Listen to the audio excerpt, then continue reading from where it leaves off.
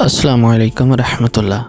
اگر آپ ہمارے چینل پر نئے ہیں تو ابھی چینل کو سبسکرائب کر کے بیل آئیکن کو کلک کر لیں۔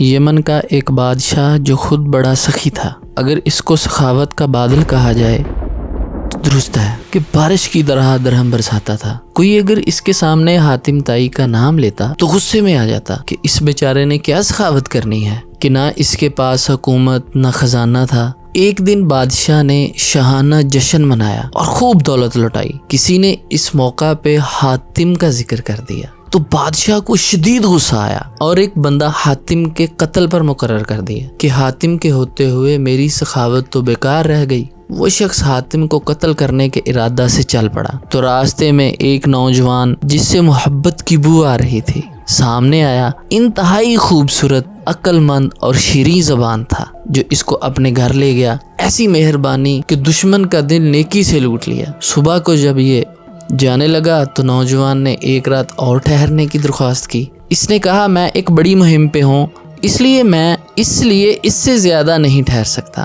نوجوان نے کہا اگر تو مجھے بتائے کہ وہ کیا مہم ہے تو میں بدل و جان تیرے ساتھ تعاون کروں گا۔ اس نے کہا تو جوان مرد، سمجھدار اور راز کا امین معلوم ہوتا ہے، اس لیے تجھے بتا دیتا ہوں۔ اس ملک میں حاتم نامی کوئی شخص رہتا ہے جو نیک سیرت اور بابرکت ہے۔ خدا جانے یمن کے بادشاہ کو کیا ٹھانی ہے کہ اس نے حاتم کا سر مانگا ہے اور بدقسمتی سے ڈیوٹی میری لگائی ہے۔ اگر تو اس تک میری رہنمائی کر دے تو تیرا احسان ہوگا۔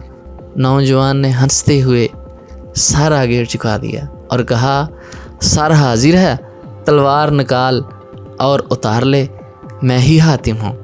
کیونکہ جب صبح روشن ہو جائے گی تو ہو سکتا ہے کوئی رکاوٹ پڑ جائے یا تجھے کوئی تکلیف پہنچے۔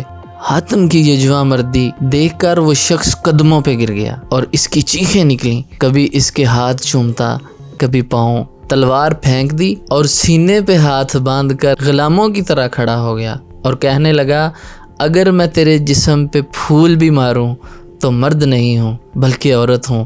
اس کی آنکھوں کو چوما اور یمن واپس آ گیا۔ بادشاہ نے چہرہ دیکھ کر پہچان لیا کہ کوئی کام کیے بغیر واپس آ گیا ہے۔ بادشاہ نے پوچھا کیا خبر لائے ہو؟ کیا اس نے الٹا تیرے اوپر حملہ تو نہیں کر دیا کہ جس کی تو تاب نہ لا کر واپس بھاگ آیا ہے؟ اس نے کہا اے بادشاہ، میں حاتم کے پاس گیا، اس کی میں کیا خوبی تیرے سامنے بیان کروں؟ اس کے احسانات نے میری کمر توڑ ہی کر دی۔ اس نے مہربانی کی تلوار سے مجھے مار دیا ہے۔ پھر اس نے ایک خوبی بیان کی اور ایسے انداز سے کہ خود بادشاہ بھی اس کی تعریف کرنے لگا۔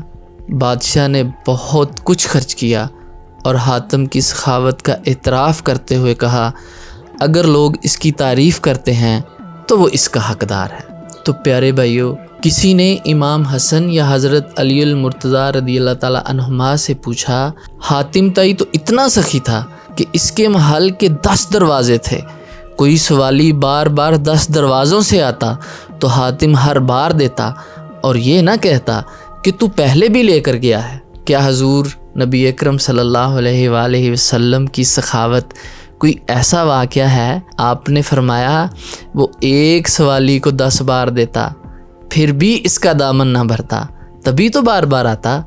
ہمارے نبی صلی اللہ علیہ وآلہ وسلم نے ایک ہی بار جس کو دیا اس کو دوبارہ مانگنے کی حاجت نہ رہی۔ سبحان اللہ۔ منگتے خالی ہاتھ نہ لوٹیں، کتنی ملی خیرات نہ پوچھو، ان کا کرم پھر ان کا کرم ہے، ان کے کرم کی بات نہ پوچھو۔ اللہ